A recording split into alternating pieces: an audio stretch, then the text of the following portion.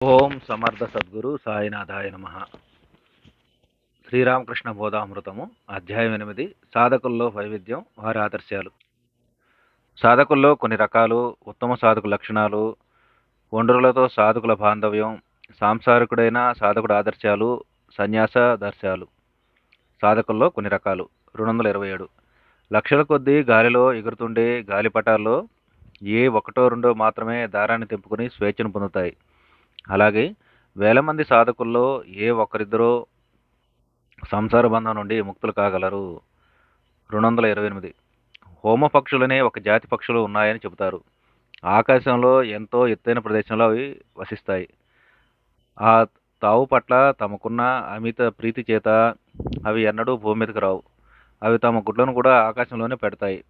భూమి ఆకర్షణ చేత అవి కింద పడేటప్పుడు మార్గమధ్యంలో గాలి ఒత్తిడితో పదుగబడి పిల్లలై తాము కింద పడుతున్నామని గుర్తించగానే స్వాభావిక నైజంతో ప్రేరితాలై పైనున్న తమ ఆవాసం వైపుకు ఎగిరిపోతాయట. సుఖదేవుడు, నారదుడు, యేసుక్రీస్తు, శంకరాచార్యుడు మొదలైన మహనీయులు ఈ హోమపక్షు లాంటి వారు. పసితనంలోనే ఇలాంటి లౌకిక విషయాల పట్ల పరమ విరాగులై బ్రహ్మజ్ఞాన ధామానికి ఎగిసిపోతారు. 229. గుప్త యోగులని, ప్రకట యోగులని యోగులు రెండు తెగలు. గుప్త యోగులు రహస్యంగా తమ సాధనలను సాగిస్తూ జనం దృష్టికి కనిపించరు. ప్రకట యోగులో దండకమండలాది బాహ్య చిహ్నాలను అన్నిటినీ ధరించి పారమార్థిక విషయాలను గురించి జనంతో స్వేచ్ఛగా ప్రసంగిస్తూ ఉంటారు. 230. మొదట పువ్వు పిందె రావడం ప్రకృతి యొక్క సర్వసామాన్య ధర్మం. మొదట పువ్వు, తదనంతరం పిందె రావడం ప్రకృతి యొక్క సర్వసామాన్య ధర్మం. కానీ కొన్ని జాతుల చెట్లలో పాదుల్లో మొదట పిందెలు, తర్వాత పువ్వులు కనిపిస్తాయి. అలాగే బ్రహ్మ సాక్షాత్కారం పొందడానికి ముందు సామాన్య మానవులు అనేక సాధనలు నిర్వర్తించవలసి ఉండగా మొదట సాక్షాత్కారాన్ని పొంది తదుపరి సాధనలు చేసేవారు ఉన్నారు. 231. పేలాలను వేగించే మూకుడు నుంచి ఎగిరి విచ్చుకుని బయటపడే ధాన్యపు గింజలు శ్రేష్టమైనవి. వాటికి ఎలాంటి మచ్చ ఉండదు. బాగా వేగి మూకుడులో నిలిచే పేలాల్లో ప్రతిదానికి కాలిన మచ్చ ఏ కాస్తో ఉండకపోదు. అలాగే సద్భక్తుల్లో సంసారాన్ని పూర్తిగా త్యజించి చరించేవారు ఏ కళంకం లేక పరిశుద్ధులై ఉంటారు. ఇక సంసారంలోనే ఉండే భక్తుల్లో ఉత్తమోత్తల సైతం తమ ప్రవర్తనలో ఏదో రవ్వంత మచ్చను కలిగే ఉంటారు. సూర్యోదయం కాకమునిపే చిలికిన వెన్న మేలైనది. సూర్యుడు ఉదయించాక చిలికిన వెన్న అంత శ్రేష్టమైనది కాదు. కాలాంతరంలో సన్యాసులైన తమ యువ శిష్యులతో గురుదేవుడు ఇలా అంటుండేవాడు: మీరు ప్రాతకాలంలో చిలికిన వెన్నలాంటి వారు, మరి నా గృహస్థ శిష్యులు పొద్దు ఎక్కాక చిలికిన వెన్నలాంటి వారు. 233. లేత వెదురును సులువుగా వంచవచ్చు, ముదిరిన వెదురును బలవంతంగా వంచపోతే అది పళ్ళుమని విరుగుతుంది కానీ వంగదు. పిల్లల హృదయాన్ని భగవంతుడి వైపుకు సులువుగా మరల్చవచ్చు. వయసు మళ్ళిన వారి చంచల మనస్సును భగవంతుని వైపు తిప్పడానికి ప్రయత్నిస్తే అది పట్టు తప్పిపోతుంటుంది.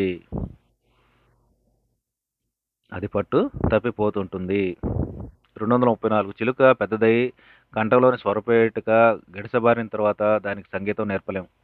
చిన్నతనంలో కంఠమాల కనిపించక మునిపే గీతాలు నేర్పించవలసి ఉంటుంది. అలాగే వృద్ధాప్యంలో భగవంతుడి మీద మనస్సు నిలపనేరవడం కష్టసాధ్యం, కానీ చిన్నతనంలో అది సుసాధ్యమవుతుంది. 235. మామిడి పండును దేవుడికి అర్పించవచ్చు లేదా మరి ఎందుకైనా వినియోగించవచ్చు. కానీ కాకి దాన్ని ఒకసారి పొడిస్తే చాలు, అది ఎందుకు కొరగానిదవుతుంది. అప్పుడు అది దేవతార్పణకు పనికిరాదు, బ్రాహ్మణుడికి దానం ఇవ్వడానికి తగదు, అంతేగాక ఉత్తములు తినడానికి అక్కరకు రాదు. కాబట్టి బాలబాలికల హృదయంలో నిర్మలంగా ఉన్నప్పుడే, అంటే భోగవాంఛల చేత కళంకితం కాకమునిపే భగవంతుడి సేవలో వారిని నియుక్తులను చేయాలి. ఒకసారి భోగవాంఛలు వారి మనసులో ప్రవేశించాయా, లేదా విషయసుఖాలనే దయ్యం వారి మీద తన వినాశకర ఛాయలను ఒక్కసారి పరిపిందా, వారిని ధర్మమార్గంలో నడిపించడం ఎంతో కష్టం. 236. బాలుడి హృదయంలోని ప్రేమ పరిపూర్ణము, అవిభాజ్యము. కొన్నాళ్లకు అతగాడికి వివాహం కాగానే సగం హృదయం భార్యకు అర్పించబడుతుంది. ఇక పిల్లలు పుట్టగానే అతడు ఇంకో పావుభాగాన్ని కోల్పోతాడు. తక్కిన పావుభాగం అతడి తల్లిదండ్రులు, గౌరవ మర్యాదలు, వేషభాషలు, అభిమానం మొదలైన వాటి కింద జమ అవుతుంది. ఇక భగవంతుడు అర్పించడానికి అతని వద్ద ప్రేమానురాగాలు మిగలవు. కాబట్టి బాలుడై ఉండగా అవి అవిభాజ్యం కాని అతడి మనస్సును శీఘ్రంగా భగవంతుడి వైపు తిప్పినట్లయితే భక్తుడై సులువుగా దైవాన్ని కాంచగలుగుతాడు. కానీ వయసు మళ్ళిన వారు అలా చేయడం ఎంతో కష్టం. 237 సంసారంలో మెలిగే జ్ఞానులకు సన్యసించిన జ్ఞానులకు వ్యత్యాసం ఏమని నన్ను అడిగితే ఇద్దరూ సములనే చెబుతాను. ఇద్దరికీ జ్ఞానం సమానమే. కానీ భోగాకర్షణల మధ్యమంలో నివసించడం ప్రమాదంతో కూడుకుని ఉండడంతో సంసారంలో జ్ఞానికి ఏ కించిత్తైనా భయకారణం ఉంటుంది. పొగచూరి మసిబారిన గదిలో నువ్వెంత జాగ్రత్తగా మసలుకున్నా ఏ కొంచెం మసి అంటుకోక తప్పదు. 238 ఒక వ్యక్తితో శ్రీరామకృష్ణులు అన్నారు, జీవితంలో ఉత్కృష్ట భాగాన్ని సంసారంలో గడిపివేసి ఇప్పుడు నువ్వు భగవంతుని అన్వేషించడానికి వచ్చావు, మంచిది. భగవంతుని గాంచిన తర్వాత సంసారమైన పక్షంలో ఎలాంటి శాంతిని ఆనందాన్ని అనుభవించి ఉండేవాడువో కదా. 239 సాత్విక పూజ, రాజసిక పూజ, తామసిక పూజ ఇవి ఎలాంటివి? వీటిలో వ్యత్యాసాలు ఏమిటి? ఏ ఆడంబరం డమ్మం లేకుండా మనస్ఫూర్తిగా భగవంతుడిని ఆరాధించేవాడు సాత్వికారాధకుడు. మందిరాలంకారాల్లో అమిత శ్రద్ధ కనబరుస్తూ నృత్యగీతాదుల గురించి పెద్దగా కోలాహలం చేస్తూ అధికంగా ధనం వెచ్చించి సమారాధనకై అట్టహాసం అయిన ఏర్పాట్లు చేసి దేవతా పూజార్చనలు జరిపేవాడు రాజసిక భక్తుడు. నోరు లేని మేకలను గొర్రెలను వందల కొద్దీ బలిపీఠం మీద వధించి మద్యమాంసాలతో సహా నైవేద్యం చేసి ఒళ్ళు ఎరగకుండా చిందులు తొక్కుతూ పాటలు పాడుతూ పూజ చేసేవాడు తామసిక భక్తుడు. ఉత్తమ సాధకుల లక్షణాలు. 240 చిక్కుముక్కు రాయి కోట్ల సంవత్సరాల పర్యంతం నీటి అడుగున పడి ఉన్న తనలోని అగ్నిని కోల్పోదు. నీ చిత్తం వచ్చినప్పుడు దాన్ని ఉక్కుతో కొట్టు తళుక్కుమని నిపురవ్వలను వెలువరుస్తుంది. దృఢ విశ్వాసం ఉన్న ఉత్తమ సాధకుడు ఇలాంటివాడు. లోకంలోని సకల దోషాలు అతన్ని ఆవరించిన భగవంతుడి పట్ల తన భక్తి విశ్వాసాలను కోల్పోడు. భగన్నామం చెవిన పడగానే మహోత్సాహ పరవశుడై భక్తిపూరితుడవుతాడు. 241 గీటురాయి మీద పరీక్షించగానే ఇత్తడికి బంగారానికి గల వ్యత్యాసం తెలిసినట్లే హింసా దూషణాదులనే గీటురాయి మూలంగా కపట సాధువులను యథార్థ సాధువుల్లో ఉన్న భేదం తెలియవస్తుంది. 242 బాగా పరువులతో నిండిన అనేక రైలు పెట్టెల వరుసను ఇంజన్ సులువుగా లాక్కుని పోతుంది. అలాగే భగవంతుడి ప్రియ సంతానమై వారి భక్తి విశ్వాసపరులై ఎన్ని కష్టనిష్ఠురాలు ఎదురైనా భారమనుకోక జీవనయాత్ర సాగించగలరు. అంతేగాక వారు అనేకులను తమతో ధర్మ మార్గంలో భగవంతుడి సన్నిధికి కొనిపోగలరు. 243 ఇంద్రియ లోలుత్వం ఎప్పుడు నశిస్తుంది? ఎవడు సమస్త ఆనందాలకు సుఖాలకు నిలయమో పరమావధో అలాంటివి పరమాత్మని ప్రార్థించేటప్పుడు ఇంద్రియలోలత నశిస్తుంది. విషయ సుఖాల్లోని మోహం అంతరిస్తుంది. బ్రహ్మానందాన్ని అనుభవించే వారికి ఐహిక సుఖాలు రసహీనంగా తుచ్చంగా కనిపిస్తాయి. అవి వారిని ఆకర్షించలేవు. మంచి కలగండను ఒకసారి రుచి చూసిన వ్యక్తి బెల్లపు తెట్టును తిని ఆనందించలేడు. దివ్య భవనాల్లో నిద్రించిన వ్యక్తి మురుగుగుడిసెలో పడుకుని సంతోషించలేడు. బ్రహ్మానందాన్ని రుచి చూసిన వాడు హేయమైన ఐహిక సుఖాల్లో సంతృప్తి పొందలేడు.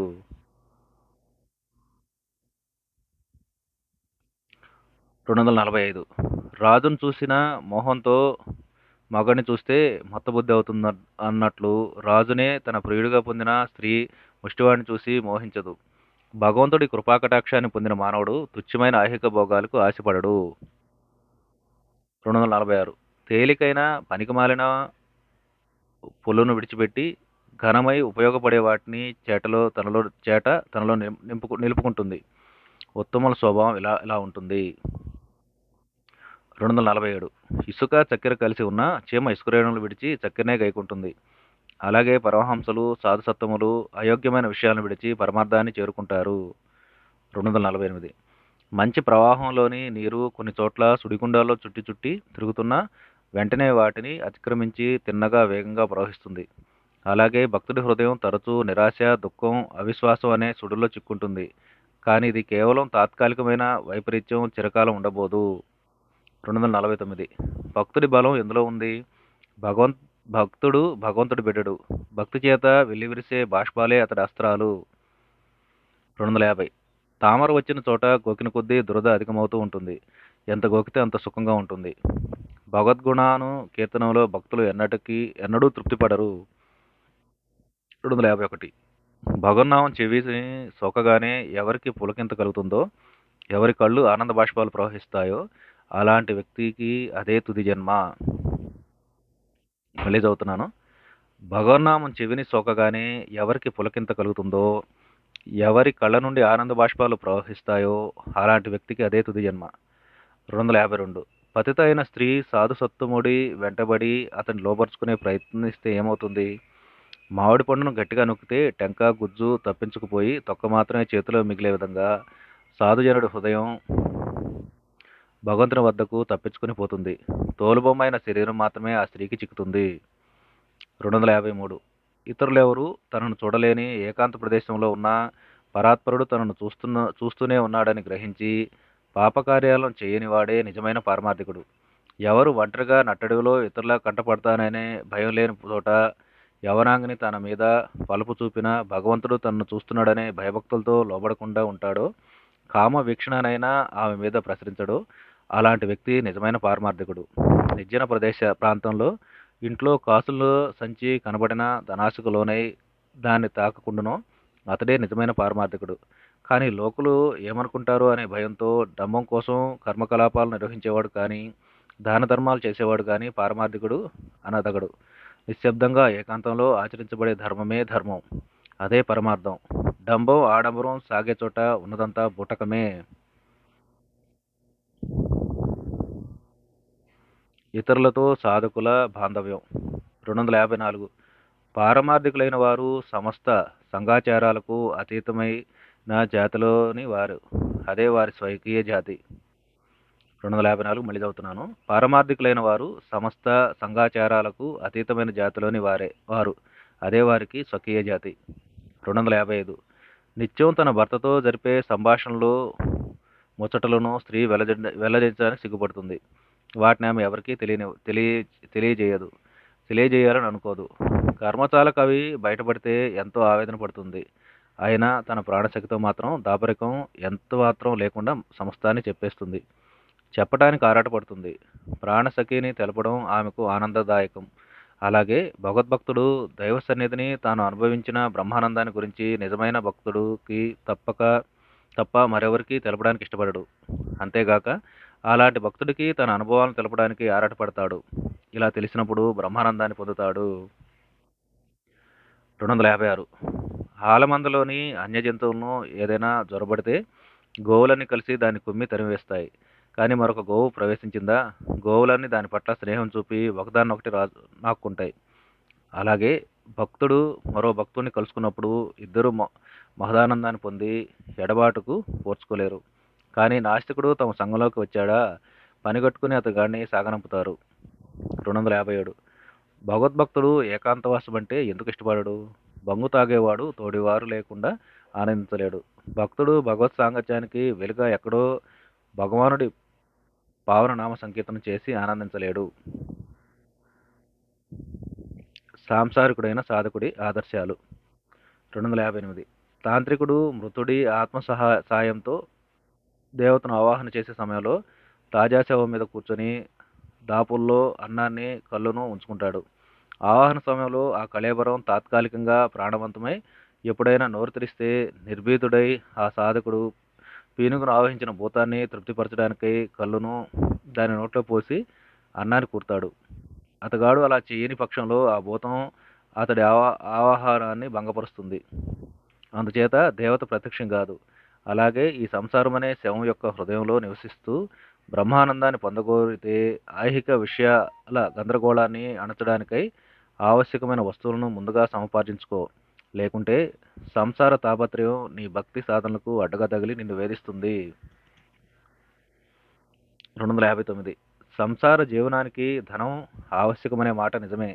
కానీ సిరి సంపదలను గురించి కానీ తదితర ఐహిక లాభాల గురించి కానీ అదే పనిగా యోచించకు. ప్రాప్తించిన దానితో తృప్తిపడడం ఉత్తమం. ధనం కూడబెట్టాలని ఆందోళన చెందకు. ఎవరు తన మనఃప్రాణాలను భగవంతుడికి అర్పిస్తారో, ఎవరు భగవద్భక్తుడై భగవంతుడినే శరణుజొచ్చుతారో అలాంటి వారు తుచ్చమైన ఐహిక విషయాలు యోచించలేరు. అలాంటి వారి వ్యయం ఆదాయాన్ని అనుసరించి సాగుతుంది. ఒకవైపు చేతిలోకి ధనం వస్తుంటే మరోవైపు వ్యయమవుతూ ఉంటుంది. 260. ఒక గృహస్థుడు అయ్యా, ఇప్పటికంటే ఎక్కువ ధనాన్ని సంపాదించడానికి నేను ప్రయత్నించవచ్చా? శ్రీరా శ్రీరామకృష్ణులు: మంచిది. వివేకంతో దాన్ని నీ కుటుంబ జీవనానికి వినియోగించుకోవడం నీ అభిప్రాయం అయితే ప్రయత్నించు. కానీ న్యాయ మార్గంలో ఆర్జించాలి సుమా. ఎందుకంటే నీ ఆశయం భగవంతుడి సేవ కానీ ధనార్జన కాదు. భగవంతుడి సేవకై వినియోగించబడే ధనం నిరాపేక్షణీయం. శిష్యుడు: అయ్యా, కుటుంబ విషయంలో నా బాధ్యత ఎంతవరకు? శ్రీరామకృష్ణులు: కుటుంబ పోషణ దానంతట అదే జరగడానికి వలసిన సౌకర్యాన్ని నువ్వు కల్పించకుండేంత వరకు. కుటుంబ పోషణ దానంతట అదే జరగడానికి వలసిన సౌకర్యాన్ని నువ్వు కల్పించకుండేటంత వరకు. కానీ నీ పిల్లలు తమను తాము పోషించుకునే స్థితికి రాగానే వారి విషయంగా ఇక నీవు ఎలాంటి బాధ్యత ఉండదు. నీకు ఎలాంటి బాధ్యత ఉండదు. 261. గృహస్థ శిష్యులు కొందరికి గురుదేవులు ఇలా ఉపదేశించారు: ఇంటిని అన్నవస్త్రాలను సంపాదించుకోవడానికి, దైవారాధనకు, సాదా భక్తుల సేవకు ధనం కేవలం ఉపకరణం మాత్రమే అని భావించండి. కానీ లోభంతో ధనాన్ని కూడబెట్టరాదు. తేనె పట్టును కట్టుకోవడానికి తేనెటీగలు ఎంతో శ్రమిస్తాయి, కానీ మనిషి వచ్చి దాన్ని హరించి వేస్తున్నాడు.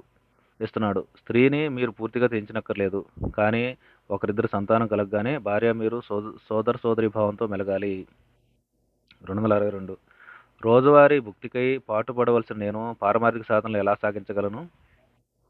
శ్రీరామకృష్ణులు: ఎవరి కోసం నువ్వు పాటుపడుతున్నావో అతడే నీ అక్కర్లను తీరుస్తాడు.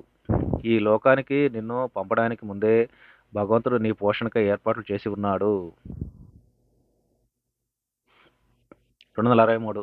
ఇల్లు, కుటుంబం, సంతానం ఇవన్నీ మనకు కొద్ది కాలమే ఉండేవి. ఇవన్నీ అశాశ్వతాలు. తాటి చెట్టే ఉండేది. 1-2 పండ్లు చెట్టు నుంచి కింద పడినంత మాత్రాన మనం విచారించడం ఎందుకు? 264. కామినీ కాంచన త్యాగం సన్యాసులకు నియుక్తమై ఉన్నది. సన్యాసులు స్త్రీ చిత్తరువు వైపు కూడా చూడకూడదు. సంబరాలతో కూడిన ఊరగాయ తలపే చాలు నోరు ఊరడానికి. ఇక అలాంటి నృత్యాల స్పర్శనం మాట గురించి చెప్పాలా? తన సమక్షంలోని గృహస్థ శిష్యులను ఉద్దేశిస్తూ: ఈ కఠిన నియమం మీ బోటి సంసారాల కోసం ఉద్దేశించబడింది కాదు. అది కేవలం సన్యాసులకే ఉద్దేశితమైన నియమం. మీ విషయంలో మోహ రాగాలను విడిచి మనసు భగవంతుడి మీద నిలిపి మీరు స్త్రీల నడుమ మెలగవచ్చు. మనసు అలా విరాగమై భగవంతుడి మీద నిలపడానికి మీరు అప్పుడప్పుడు ఏకాంతవాసం చేయడం మేలు. అలాంటి చోటు స్త్రీ పురుషులుండే ప్రాంతానికి చాలా దూరంలో ఉండాలి. బ్రహ్మజ్ఞాన నిమిత్తం పరితపిస్తూ మనస్ఫూర్తిగా భగవంతుని ప్రార్థించడానికి అనువయ ఏకాంత స్థలమై అది ఉండాలి. ఎక్కువ కాకపోయినా 3 రోజులైనా, కనీసం 1 రోజైనా మీరు అక్కడ ఉండడానికి అనుకూలమైన చోటుగా ఉండాలి. అంతేగాక ఒకరిద్దరు సంతానం కలిగాక కేవలం సోదర సోదరీ భావంతో మెలగడం, పారమార్థిక ఆత్మనిగ్రహమును అయినా పరిశుద్ధ జీవనం గడపడానికి వలసిన బలం వసగమని సదా భగవంతుని ప్రార్థించడమే గృహస్థులైన మీ విద్యుక్త మార్గం. 265. సంసారులై ఉండి కానీ సంసార సాగరంలో మునిగిపోవద్దు. సామ్యం చెప్పేట్లు కప్పను పాము ఎదుట నాట్యమాడించండి, కానీ పాము దాన్ని మింగకుండా చూడండి. 266. పడవ నీళ్ళలో ఉండవచ్చు, కానీ నీళ్ళలో పడవ ఉండకూడదు. సాధకుడు సంసారంలో ఉండవచ్చు, కానీ సంసారం అతడిలో నెలకొనరాదు. 267. నువ్వు గృహస్థుడివై ఉన్నా మరేం భయం లేదు. నీ మనసును మాత్రం భగవంతుడి మీద నిలుపు చాలు. ఒక చేత్తో నీ గృహస్థ ధర్మాలను నిర్వర్తిస్తూ రెండో చేత్తో పరమేశ్వరుడిని పారార విందాలను పట్టుకో. గృహకృత్యాలు నీకు లేకున్నప్పుడు 2 చేతులతోనూ ఆయన పాదపద్మాలను పుచ్చుకుని నీ హృదయాన్ని అలదుకో. 268. సంసారంలో ఉంటూ దాని పట్ల రాగం లేని వాడి స్థితి ఎలాంటిది? అతడు నీళ్లలోని తామరాకు వంటివాడు, లేదా బురదలోని చేప వంటివాడు. వీటిలో ఏది అది నివసించే తావుల్చే మలినభూయిష్టం కాదు. నీళ్లు తామరాకును అంటలేవు, బురద చేప నిగనిగలాడే శరీరాన్ని మలినం చేయలేదు. 269. నువ్వు గృహస్థుడివైనా సన్యాసివైనా పర్వాలేదు, సదా మనసు భగవంతుడి మీద నిలిపి నీ విహిత కర్మలు నిర్వర్తిస్తూ ఉండు. ఎలాగంటే వీపు మీద రాచపుండు లేచిన వ్యక్తి తన మిత్రులతోనూ తది ఇతరులతోనూ మాట్లాడుతూనే ఉంటాడు. చివరకు వ్యవహారాలన్నీ చక్కబరుస్తూ ఉంటాడు, కానీ అతడి మనసు మాత్రం ఎప్పుడూ పుండు వల్ల కలిగే సలుపు మీదే ఉంటుంది. వివేక వైరాగ్యాలు వీటితో పాటు దృఢమైన భగవద్భక్తి ఉంటే సంసారంలో ఉన్నా బాధ లేదు. 271. విధివశాత్తు ఈ సంసారంలో ఉండగా నువ్వు ఆచరించాల్సిన పని ఏమిటి? సమస్తం భగవంతుడికి సమర్పించి ఆయన ఆత్మార్పణ చేసుకో. ఇక నీకేమీ భయం ఉండదు, బాధ ఉండదు. సమస్తం భగవంతుడి ఇచ్చా మాత్రంగానే జరుగుతుందని అప్పుడు నువ్వు గ్రహిస్తావు. 272. గృహస్థులు భగవత్ సాక్షాత్కారం పొందవచ్చును. జనక మహారాజు అలాంటివాడు. అతడు రాజర్షి కానీ హఠాత్తుగా జనకుడు వంటి వారవడం అందరికీ కుదరదు. జనక మహారాజు లోక వ్యవహారాల్లో కల్లోలానికి దూరంగా ఏకాంతవాసం చేస్తూ భక్తి సాధనలు ఎన్నో ఏళ్లు సాగించాడు.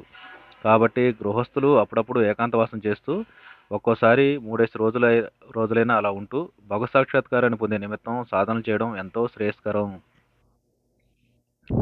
273. ఒకరోజు బ్రహ్మ సమాజ బాలురు కొందరు తాము జనకుడి ఆదర్శాన్ని అనుసరిస్తూ సంఘం లేకుండా సంసారంలో మెలుగుతున్నామని నాతో చెప్పారు. అందుకు నేను వారితో ఇలా అన్నాను: జనకుడినై ఉన్నానని చెప్పడం సులువే, కానీ జనకుడి మాదిరిగా వర్తించడం వేరే విషయం. ఏ విధమైన సంఘాన్ని మాలిన్యాన్ని పొందకుండా ఐహిక విషయాల నడుమ మెలగడం ఎంతో కష్టం. ప్రారంభ దశలో జనకుడు ఎలాంటి కఠిన నియమాలతో తప్పమనొచ్చాడో తెలుసా? కానీ మిమ్మల్ని అంత అలా కఠిన నియమాలు అవలంబించమని చెప్పను. ప్రశాంతమైన స్థలంలో ఒంటరిగా కొంతకాలం నివసించండని మిమ్మల్ని కోరుతున్నాను. జ్ఞానాన్ని భక్తిని సముపార్జించుకుని మీరిప్పుడు సంసారంలో ప్రవేశించవచ్చును. పాలు కదలకుండా ఒక చోట పెట్టినప్పుడు గట్టి పెరుగుగా తోడు ఉంటుంది. కదిల్చినా ఒక కుండ నుంచి మరొక కుండలోకి మార్చినా పెరుగు చెడుతుంది. జనకుడు నిస్సంగుడు, అందుచేత అతడికి విదేహుడు అని పేరు వచ్చింది. అతడు జీవన్ముక్తుడై మెలిగాడు. దేహబుద్ధిని నిర్మూలించుకోవడం ఎంతో కష్టసాధ్యం. జనకుడు నిజానికి మహావీరుడు. ఒక చేత జ్ఞానాగ్ని, రెండవ చేత కర్మలనే ఖడ్గాన్ని అవలీలగా ధరించిన ధీరుడు. 274. సంసారంలో ఉంటూ బ్రహ్మజ్ఞానాన్ని పొందవచ్చునని జనకుడు ఎప్పుడూ ఉదాహరణగా చెబుతుంటారు. కానీ మానవ చరిత్ర మొత్తం అతడొక్కడే ఇందుకు ఉదాహరణ. సర్వసామాన్యంగా ఇలా ఎన్నడూ జరగదు. జనకుడి సంగతి వేరు. కామినీ కాంచన త్యాగం చేయనిదే ఎవరూ బ్రహ్మజ్ఞానాన్ని పొందలేరు. ఇదే సర్వసామాన్య నియమం. నువ్వు జనకుడిని తలచబోకు. ఎన్నో శతాబ్దాలు గడిచిపోయాయి, కానీ ప్రపంచంలో ఇంతదాకా మరో జనకుడు జన్మించలేదు. 275. నిస్సంగుడవై సంసారంలో వర్తించగోరితే 1 ఏడాదో 6 నెలలో 1 నెలో చివరకు పట్టుమని 12 రోజులో కొంతకాలం ఏకాంత స్థలంలో మొదట భక్తి సాధన చేయాలి. ఇలాంటి ఏకాంతవాస సమయంలో భగవంతుని గురించి నిరంతర ధ్యానం చేస్తూ భక్తిని ప్రసాదించమని వేడుకోవాలి. ఈ ప్రపంచంలో నీదనుకునేది కించిత్ లేదనే భావం నువ్వు మననం చేయాలి. నువ్వు నా వారు అనుకునేవారు ఎప్పుడో ఒకప్పుడు నిన్ను విడిచిపోయేవారే అని సదాస్మరణకు తెచ్చుకుంటాడు. భగవంతుడొక్కడే నీవాడు. అతడే నీ సర్వస్వం, నీ పనిది. ఈ మహాలాభాన్ని పొందడం ఎలాగా అని యోచన ఒక్కటే నీకు ఉండాలి. 276. ధ్యానాది సాధనలు చేసే సమయంలో వాటిని చూసి హేళన చేసే వారి నుంచి, సాధుత్వాన్ని నిరసించి విక్రించే వారి నుంచి దూరంగా తొలగి ఉండు. 277. చేతులకు ముందుగా నూనె రాసుకుని పనసపండు ఒలిస్తే జిగురు అంటుకుని ఇబ్బంది కలిగించదు. ముందుగా పరమాత్మ జ్ఞానమనే రక్షణ పూని తర్వాత సిరి సంపదల మధ్యలో సంసార వ్యామోహాల నడుమ నువ్వు వసించినా అవి ఎంత మాత్రం బాధించవు. 278. దిక్సూచిలోని అయస్కాంత ముళ్ళు ఎప్పుడూ ఉత్తర దిశనే చూపుతుంది. అందువల్ల ఓడదారి తప్పకుండా పోగలుగుతుంది. అలాగే మానవుడి హృదయం భగవంతుడి వైపు తిప్పబడి ఉన్నంత వరకు అతడు సంసార సాగరంలో దారి తప్పకుండా వర్తించగలడు. 279. దాగుడు మూతల ఆటలో ఆటగాడు తల్లిని తాకితే తరుముతూ వచ్చేవాడు అతన్ని దొంగను చేయజాలడు. అలాగే మనం ఒక్కసారి భగవంతుడి సాక్షాత్కారం పొందామా సంసార బంధాలు ఇక మనల్ని బంధించజాలవు. తల్లిని తాకిన ఆటగాడు ఇతరుల తనను తరిమి దొంగను చేస్తారనే భయం కాస్త కూడా లేకుండా తన ఇష్టం వచ్చినట్లు తిరిగే రీతిలో ఒక్కసారి భగవంతుడి పాదాలను స్పృశించిన వాడు ఈ లోకమనే క్రీడారంగంలో నిర్భయుడై సంచరించగలడు. అతడు సంసార తాపం నుండి వెంటనే ముక్తుడవుతాడు.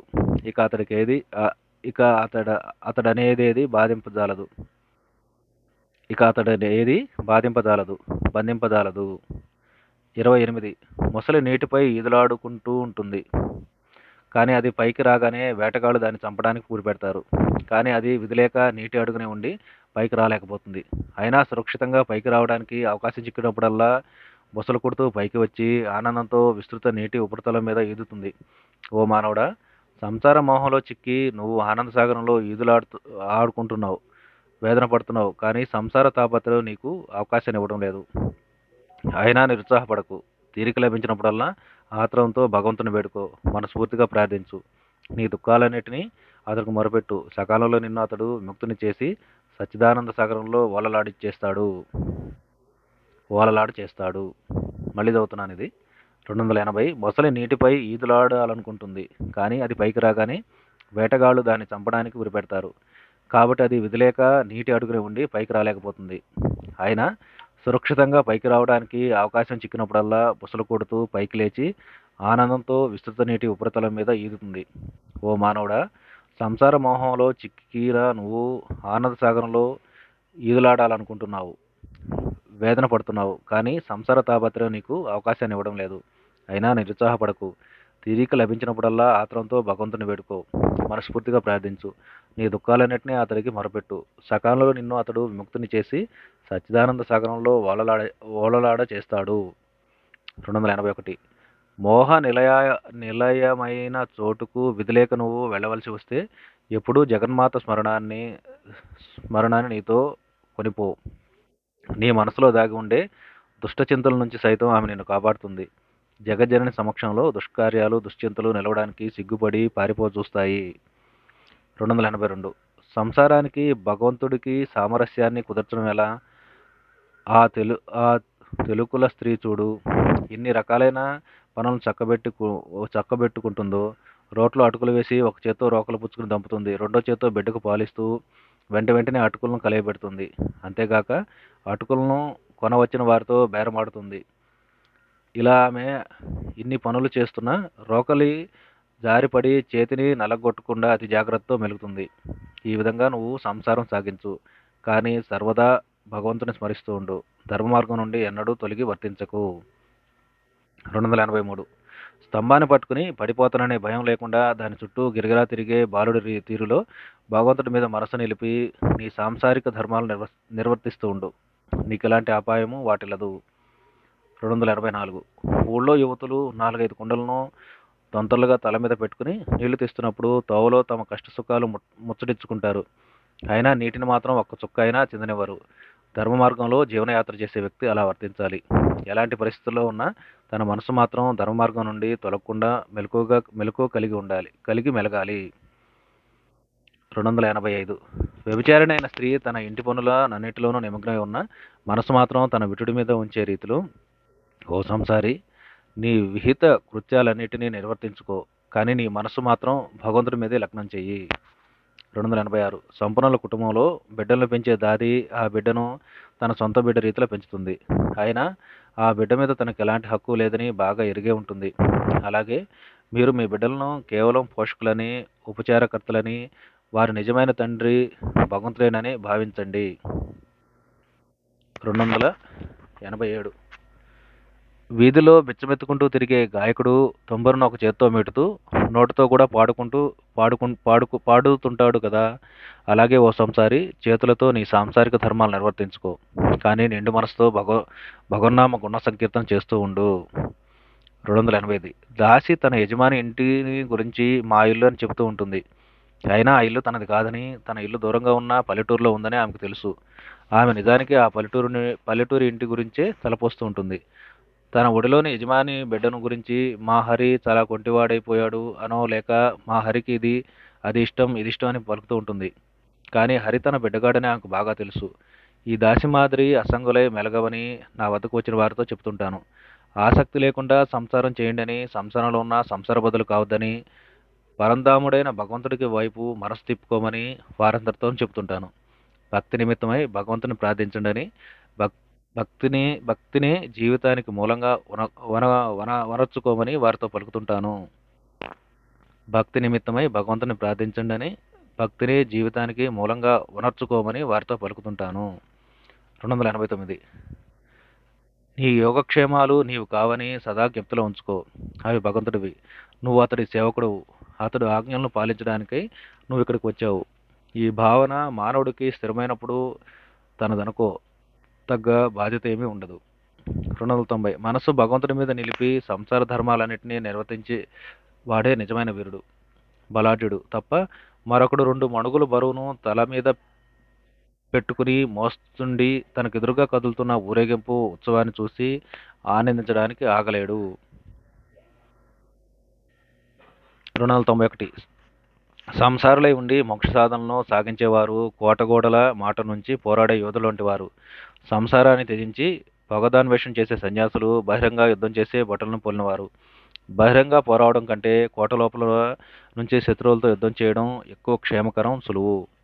292 బయటకు పోయి శత్రువులను ఎదిరించడానికి ముందు యోధులు బార్కాసులలో బహిరంగంగా యుద్ధం చేసేటప్పుడు కలిగే ప్రమాదాలు లేని తావుల్లో రణకౌశల్యాన్ని నేర్చుకుంటారు. అలాగే సన్యాసాశ్రమ కఠిన నియమాలను పూరడానికై పూర్వం ఆత్మోన్నతికి గడించడానికై మీ గృహస్థ జీవన సౌకర్యాలను వినియోగించుకోండి. 293 ఎవరి బుద్ధి హృదయము పూర్ణ వికాసం పొంది సమత్వం కలిగి ఉన్నాయో అతడే నిజంగా ధన్యాత్ముడు. అలాంటి వ్యక్తి ఎక్కడున్నా ఏ పరిస్థితిలో ఉన్నా ప్రశంసార్హంగా వర్తించగలడు. అతడు దైవం పట్ల వినిర్మల భక్తి విశ్వాసాలు పూర్ణుడై ఉంటాడు. అయినా పరులతో అతడు వ్యవహారాల్లో ఎలాంటి రూపం కానరాదు. లోక వ్యవహారాలను నిర్వహించేటప్పుడు అతడు దక్షుడు. పండిత సభల్లో అతడు అశేష విద్యావంతుడై ప్రకాశిస్తాడు. పాదాల్లో అద్భుత యుక్తి నైపుణ్యాన్ని ప్రదర్శిస్తాడు. తల్లిదండ్రుల పట్ల విధేయుడై భక్తి శ్రద్ధలను కలిగి ఉంటాడు. బంధుమిత్రుల పట్ల హితవర్తుడై ప్రేమానురాగాలతో మెలుగుతాడు. ఇరుగు పొరుగుల పట్ల దయాదాక్షిణాలు కలిగి పరోపకారానికై సదా సంసిద్ధుడై ఉంటాడు. భార్య పట్ల ప్రేమ స్వరూపుడై వర్తిస్తాడు. ఇలాంటి పురుషుడే నిజానికి సిద్ధాత్ముడు. సన్యాస ఆదర్శాలు 294 తండ్రి వల్ల కలిగేది మొదటి జన్మ, ఉపనయనంతో ఏర్పడేది రెండో జన్మ, సన్యాసము మూడో జన్మ. 295 కామిని కాంచనాల్లో మునిగితే వ్యక్తి మనశ్శక్తి అమితంగా వ్యర్థమైపోతుంది.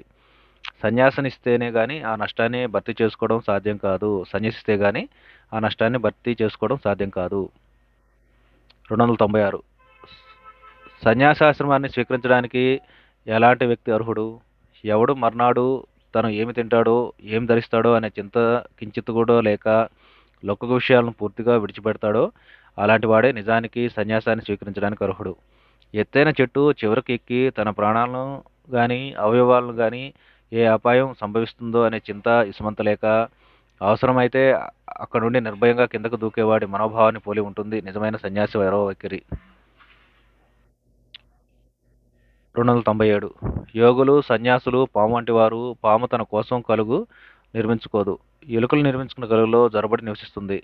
ఒక కలుగు వాసయోగం కాకుంటే మరో దానిలో ప్రవేశిస్తుంది. అలాగే యోగులు సన్యాసులు తమ కోసం ఇల్లు కట్టుకోరు. ఇతర గృహాల్లో కాలక్షేపం చేస్తారు. నేడు ఒకరిది, రేపు మరొకరిది. 298 అన్నపానీయాలు లభించని దరిదాపుల్లో అరణ్యాలు లేని తావుల్లో సాధువులు నిలవడానికి ఇష్టపడరు. అరణ్యం అంటే కాలకృత్యాలను తీర్చుకోవడానికి తగిన నిర్జన ప్రదేశం. అన్నపానీయాలంటే భిక్ష. సాధువులకు భిక్షాన్నాన్ని తిని జీవించవలసిన వారు కాబట్టి అనాయాసంగా భిక్ష లభించే తావులనే అనుకుంటారు. భిక్ష లభించడం కష్టమైనా, ప్రయాణంలో అలసిపోయినా ఎక్కడో ఒక చోట ఆగినా ఆగవచ్చును. కానీ నీళ్లకు ఇబ్బంది ఉన్న చోట కానీ కాలకృత్యాలు తీర్చుకోవడానికి అనువైన నిర్జన ప్రదేశాలు లేని చోట కానీ వారు ఎన్నడూ ఆగరు. పరులు తమను చూసే అవకాశం ఉన్న చోట్ల వారు తమ కాలకృత్యాలను తీర్చుకోవడానికి ఇష్టపడరు. వాటిని మానవ నివాసాలకు దూరంగా ఏకాంత స్థలాల్లో తీర్చుకుంటారు. 299 తెల్లని వస్త్రం మీద నల్లని మచ్చ నలుసంత పడ్డ ఎంతో అసహ్యాన్ని కనిపిస్తుంది. తెల్లని వస్త్రం మీద నల్లని మచ్చ నలుసంత పడ్డ ఎంతో అసహ్యంగా కనిపిస్తుంది. అలాగే సాధువు యొక్క నడవడికలో ఏమాత్రం లోపం ఉన్నా, దోషం ఉన్నా ప్రముఖంగా కనబడి బాధాకరం అవుతుంది. సన్యాసి అయిన 300 సన్యాసి అయిన వాడు తానెంత విరక్తుడై ఇంద్రియ నిగ్రహం కలిగి ఉన్న లోకానికి మార్గదర్శకుడై ఉండడానికి కామినీ కాంచనాలను పూర్తిగా విసర్జించాలి. ఎందుకంటే సన్యాసి యొక్క అఖండ వైరాగ్యాన్ని చూసినప్పుడే లోకులు తాము అనాసక్తత అలవర్చుకోగలనే ధైర్యం వస్తుంది. లేకుంటే వారు కామకాంచనాలను విడవడానికి ప్రయత్నమే చేయరు. సన్యాసి కాకపోతే మరెవరు లోకుల త్యాగ వైరాగ్య తత్వాన్ని తెలుపడానికి సమర్థులు? 301 నిజమైన సన్యాసి త్యాగి లక్షణాలు ఏమిటి? కామినీ కాంచనాలతో కించిత్ సంబంధం లేకుండడమే. త్యాగి కానివ్వు, సన్యాసి కానివ్వు. కాంచన వ్యామోహం అణుమాత్రమున్నా కలలోనైనా స్ఖలన పీడితుడైన అతగాడి పారమార్థిక సాధనలన్నీ గంగపాలవుతాయి. 302 సన్యాస చిహ్నమై కాషాయ వస్త్రాన్ని ధరించిన వ్యక్తి నిజమైన సన్యాసి మాదిరే మెలగాలి. నాటకంలో రాజు వేషం ధరించిన వాడు సరిగ్గా రాజు మాదిరి, మంత్రి వేషం ధరించిన వాడు సరిగ్గా మంత్రి మాదిరి నటించడం మీరు చూడలేదా? ఒకప్పుడు ఒక పగటి వేషగాడు సన్యాసి వేషం వేసుకుని ఊరి జమీందారు ఇంటికి వచ్చాడు. జమీందారు అతడికి కొంత ధనం బహుమానంగా ఇవ్వబోయాడు. కానీ అతడు దాన్ని స్వీకరించక నిరాకరించి వెళ్ళిపోయాడు. కొంతసేపటికి అతడు తన వేషం తీసి రంగును కడుక్కుని తిరిగి వచ్చి జమీందారుతో అతడు ఇవ్వబోయిన పైకాన్ని ఇవ్వమని అడిగాడు. తాను సన్యాసి వేషం ధరించినప్పుడు ధనాన్ని తాకడానికి కూడా అతడికి మనస్కరించలేదు. కానీ తరువాత పావలా డబ్బులిచ్చినా సంతుష్టుడై స్వీకరించడానికి సిద్ధపడ్డాడు. 303. ఒక వ్యక్తి జబ్బుగా ఉన్న తన బిడ్డను ఎత్తుకుని ఔషధ నిమిత్తం ఒక సాధువును దర్శించాడు. అతడితో సాధువు మర్నాడు రమ్మన్నాడు. మర్నాడు అతడు రాగా సాధువు ఇలా అన్నాడు: బిడ్డకు మిఠాయి పెట్టకు, త్వరలో నెమ్మదిస్తుంది. అందుకు ఆ వ్యక్తి, అయ్యా, ఈ మాట నాకు నిన్ననే చెప్పలేకపోయారా అంటే సాధువు ఇలా అన్నాడు: అవును, చెప్పేవాడినే, కానీ నిన్న నా ముందు బెల్లం ఉంది. అది చూసి నీ బిడ్డ, ఈ సాధువు తాను బెల్లం మెక్కుతూ ఇతరులను తినవద్దంటాడు, గొప్ప సాధువే అని తలిచి ఉండేవాడు. 304. తల్లితోనో తండ్రితోనో లేక భార్యతోనో తగులాడి సన్యసించేవాడిని ఆతుర సన్యాసి అనవచ్చు. అతగాడి వైరాగ్యం పురిటి వైరాగ్యం వంటిది, క్షణికం. ఏ సంపన్నుడి ఇంట్లోనే మంచి నౌకరీ దొరికితే ఆ వైరాగ్యం ఎగిరిపోతుంది, ఆ సన్యాసం అంతరిస్తుంది. 305. ఒక శిష్యుడు నిజమైన సాధువును గుర్తించడం ఎలా? శ్రీరామకృష్ణులు: ఎవరి హృదయము ఆత్మ పూర్తిగా భగవదర్పితాలై ఉంటాయో అతడు నిజమైన సాధువు. కామినీ కాంచనాలను త్యజించిన వాడే నిజమైన సాధువు. అతడు స్త్రీని లౌకిక దృష్టితో వ్యామోహ దృష్టితో చూడడు. స్త్రీకి అతడు దూరంగా ఉంటాడు. ఒకవేళ తన సమీపానికి రావడం తటిస్తే ఆమె తన తల్లిగా భావించి గౌరవిస్తాడు. నిజమైన సాధువు నిరంతరం దైవచింతన చేస్తూ ఉంటాడు. సమస్తంలోనూ దైవం ఉన్నాడని గ్రహించి భూతాలను అర్చిస్తాడు. నిజమైన సాధకులకు ఇవి సామాన్య లక్షణాలు. ఇది సామాన్యమైన లక్షణాలు. 306. వైద్యం చేసే సన్యాసిని నమ్మవద్దు. అలాగే మంత్రోచ్చాటనలను సాగిస్తూ కానుకలను స్వీకరిస్తూ విశేషమైన బాహ్య చిహ్నాల చేత తమ సాధుత్వాన్ని ప్రకటించే సన్యాసులను నమ్మవద్దు. 307. క్షమే సన్యాసికి నిజమైన లక్షణం. క్షమే సన్యాసికి నిజమైన లక్షణం. జై రామకృష్ణ.